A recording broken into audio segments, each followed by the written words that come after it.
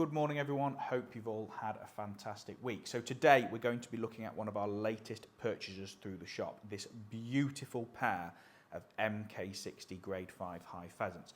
Now I'm a little bit worried about the future of these guns with the steel shot thing coming through. Are they going to become a relic when really they should be becoming a future classic? That full choke makes a mess of them, that does.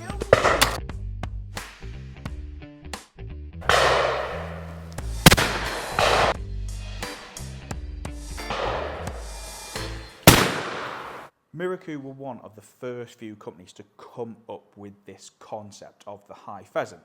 So what you got was a 32-inch barreled over and under, full and 3/4 choke, 3-inch chambered, coming in at £8.2. Stocked that of in between a sporter and a game gun, obviously with the big heavy pistol grip. So they were designed to take some stick, and they do. They are very, very reliable. I mean, Miroku's in general. But these were very, very well built guns. That grade 5 always comes with a nice bit of wood, that beautiful scroll engraving. They really are a nice, elegant gun. And when they first came out, they flew off the shelf. You couldn't get hold of them, and you still can't now. So to have a pair of them in the shop at the moment is very, very rare.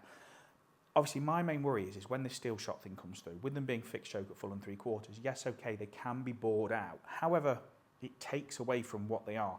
And to me, these are real classic. I mean, I bought one last year with a crack stock. It had been to another gun shop who will remain nameless, and they had bent it. And obviously you can't bend these because what Miroku do is they put an aluminium tube through the grip here where the stock bolt goes through to strengthen them up. Because these are designed to take some real big heavy loads, 36 gram, 40 gram, and just carry on working.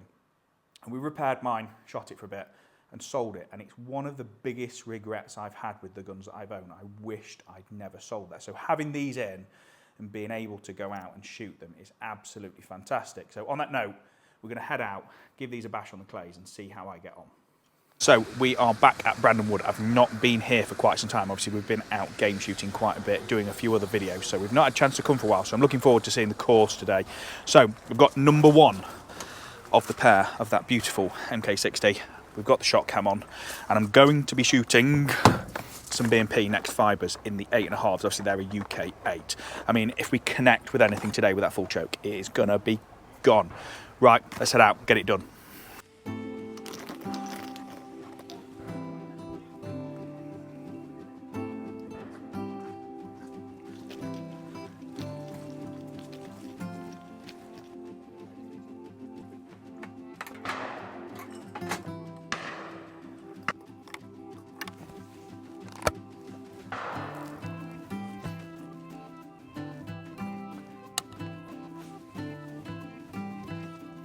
Pull.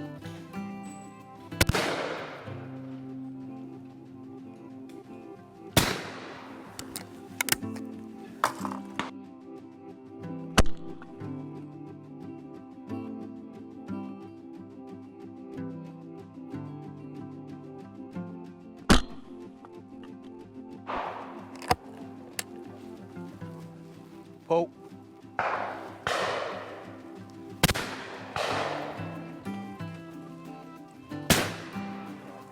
Pretty, aren't they? They're just cool. That's why I like them. Vanity, right? Vanity. At least you've got to look good while you're missing, because there's a lot of that going to go on today. Just very different. It was just a fluke, that was. Pull.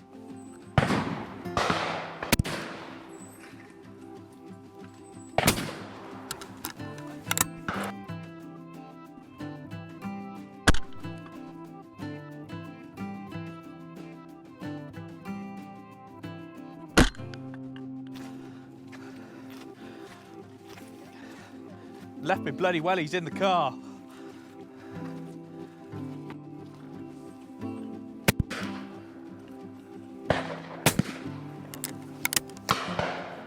Pull. There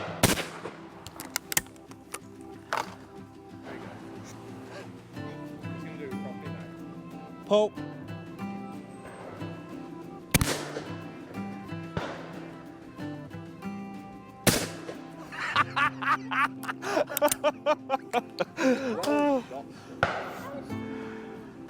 Oh, that really hurt. So that trip out right there absolutely nails why I regret selling mine. I mean, I've not touched these, I've not shot them. Straight out the slip, 42 out of 50. I mean, you can't complain at that. I enjoyed shooting these so much, I'm taking them on the grouse on Saturday, and I'm going to double gun with them. Yes, I know you guys are going to think, it's a hunting pheasant gun. I don't care. They fit me beautifully, they handle beautifully, and they work. And to me, that's all that matters. And on a day that I'm spending my money on, being able to shoot a gun that I enjoy and I feel comfortable with is all that matters, regardless of what they are. They are such an awesome, awesome bit of kit. I mean, like I said, I'm really upset that I've sold mine now, and I really, really wish I hadn't. Obviously, I sold mine for the reason that we are talking about today, is that I went onto a 3-inch chambered steel-proof multi-choke so that I was able to test the new steel cartridges. And this is my worry for these guns, is are they going to become a thing of the past? Yes, okay, I know that Miroku produced the High Pheasant 2, which is a multi-choke, but they're not these. They're not a narrow-ribbed, fixed choke gun. And this is what, you know, these were the first of their kind. They were the first ones to really come out on the market, and they sold so well because they did what they were designed to do to such a really, really high standard. And I really do believe that these here should be a future classic. And I mean, you can't get them. There's a handful of pairs for sale at the moment on the market. And, you know, they are still really, really rare. But as I've said, I mean, 2 or 3 of the gentlemen that I load for, they've got these in their cupboards. You know, they're keeping them because they do a job, they do a task, and they do it really, really well. And they do it looking so elegant and beautiful. I mean, the engraving on that is just fantastic, and I really am a big, big fan of them. Personally, I'd love to keep them. I really, really would love to keep them. And obviously, I am looking forward to shooting these on Saturday because I just got on so well with them. They just felt so natural. And for a big, you know, an 8 pound over and under, you know, it doesn't feel, it's not too heavy. It's not too much of a lump. The balance is there. It's not got a massive, great big palm swell on it, but it's got a good feel in the hands. And they are a really, really awesome bit of kit. So yeah, I'm just buzzing for Saturday in general, for, you know, double gun day on the grouse. But to be taking these, it just transforms my day. But, you know, again, where are these going to go in the future? And obviously, we all know this steel, it's coming now. I mean, we've just got to deal with it regardless. Obviously, you can have these bored out, which we are doing a lot of at the moment in the workshop. You could take them out to half and half. You could teague them. You could steel proof them. You can do with them whatever you want. And that would keep them alive. I mean, to me, having these T-choked, steel-proofed would be the way forward, because obviously steel's precision-made chokes, I mean, we know that they are absolutely awesome, and it gives you that freedom to be able to, you know, choke it out to quarter, half and half, whatever you want, but also then choke it back up again to 3/4 and full.